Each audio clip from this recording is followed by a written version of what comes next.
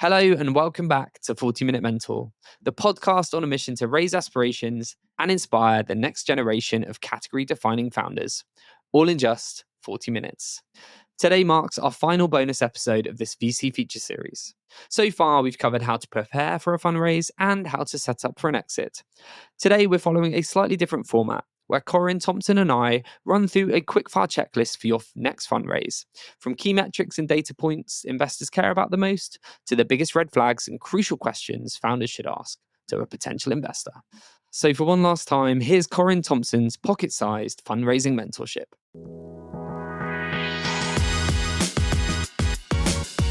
We now want to do a quickfire checklist for founders that might be fundraising. So excited to hear your answers to these questions. What are the key metrics or data points investors care most about during a fundraise? It depends on the stage of the company, but I'd say from like an external perspective, is it a massive freaking market and is it growing? Like they care about that because like I said, even if you take a tiny slice of the pie, like you're still getting a massive portion of the market share and the revenue. If you're, like I mentioned, Series B, B2B SaaS, it's your strong kind of B2B SaaS metrics like net retention revenue, gross retention revenue, rule of 40, magic number, CAC payback, contracted ARR, live ARR, ARR growth year on year, your usage metrics, have you got gross profit margins per product, like headcount turnover in the business. Like these are things for some of the like later stages. And like I say, with the deep tech side of things, the question's always like, is the time now for commercialization? Do you have proof of concepts? Have you done any kind of commercialization around that? What does the partnership model potentially look like? So yeah, it depends on size of business and sector, but I would say for any company, it's like, is it a huge market and is it growing rapidly? Great, thank you. And what are the biggest red flags investors will look out for when evaluating a founder and a startup?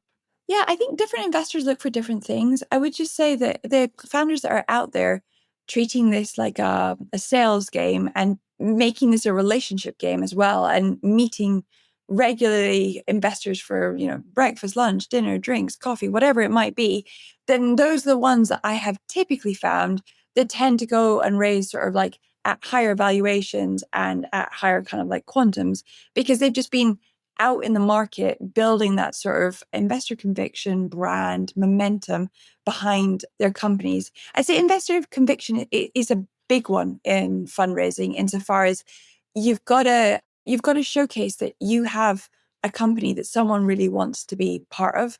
And so keeping that sort of like positive, high momentum in a fundraising round is critical as you're going through the process. And I think a red flag can be if things just take too long or things drag or there's not solutions to questions that are raised quickly. I think that's when fundraising rounds can sort of fall apart a bit. Yeah, it's great advice. And I've definitely seen that. The best fundraisers I know are just so focused on it. They are out in the market, they're building strong relationships, they're incredibly proactive, and they're learning and iterating from every single conversation they're having. So I completely agree.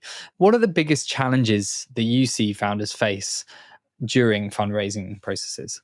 Lack of momentum. Investors cannot wait for responses. They see hundreds of decks a day and they have hundreds of calls a month. If there's interest, you need to jump on it ASAP, and you need to iterate and provide information as quickly as possible. If you let that slow, it slows the process. And they say that time kills deals. I don't think it's necessarily time that kills deals. It's just the other opportunities that investors see that then will kind of like kill the momentum, which ultimately kills the deal. So I'd say momentum is just critical during a fundraising process. 100%. Thank you. What is one question you would encourage every founder to ask a potential investor? Yeah, I think one really great question is, what will that investor enable within our business that we don't already have? And a lot of investors will be like, oh, well, we're really good at like operational elements. We can help you hire, we can help you do X, Y, Z. But to hire, there's specialist recruiters, i.e. like yourselves out there. And so for me, it's more a case of like, what doors are you going to open for us and what opportunities are you going to help us enable? And it's more like, okay, when I say doors open, I mean, sales, partnerships, intros, networks. When we come to the next fundraising round, like who would you potentially like put us in front of? And I'd say they're probably more commercial based pieces than they are operational. And I think founders really need to kind of like probe that and push that to be like, okay, well, you want the returns as much as we do. How do you catapult this company forward from like a top line perspective? Great advice. Thank you. And in your experience, what's the one thing founders often overlook, but is so crucial to a successful fundraise? How much time and energy you need to put into a fundraise. Like the fastest fundraisers I've been part of have been a couple of months, 3 months maximum. But even then, it's all consuming. It's move at speed. It's rapid. It's on calls at different times of the day or night. And everything has to just be like now, now, now. And I'd say, I think it's often overlooked or underestimated just quite the energy drain that a fundraising process will be. And if those fundraisers drag out, it's even more of an energy drain, because then you're trying to balance actually keeping your head in the business and keeping the business kind of scaling versus still trying to like get that capital in the door. Yeah, I think that is such good advice. And having been through an acquisition process myself last year, so much of what you've said really resonates because it is so intense. It's so full on. And mine was a very small, in the scheme of things, I run a very small business. So I can't even imagine to think when there are tens of, if not hundreds, and maybe thousands of people involved and many more multiples of revenue, the levels of complexity and detail you need and the energy you need to sort of see through those processes, whether it's kind of an exit conversation or raising a big fund from like top investors. So Corinne, thank you so much for joining us on 40-Minute Mentor to share your experience. I know how brilliant you are at what you do.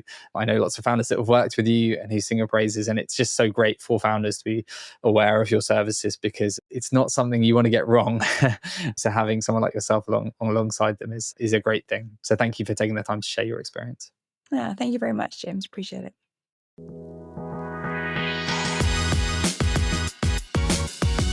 Thank you so much for tuning into today's episode. I really hope that you found it useful and inspiring.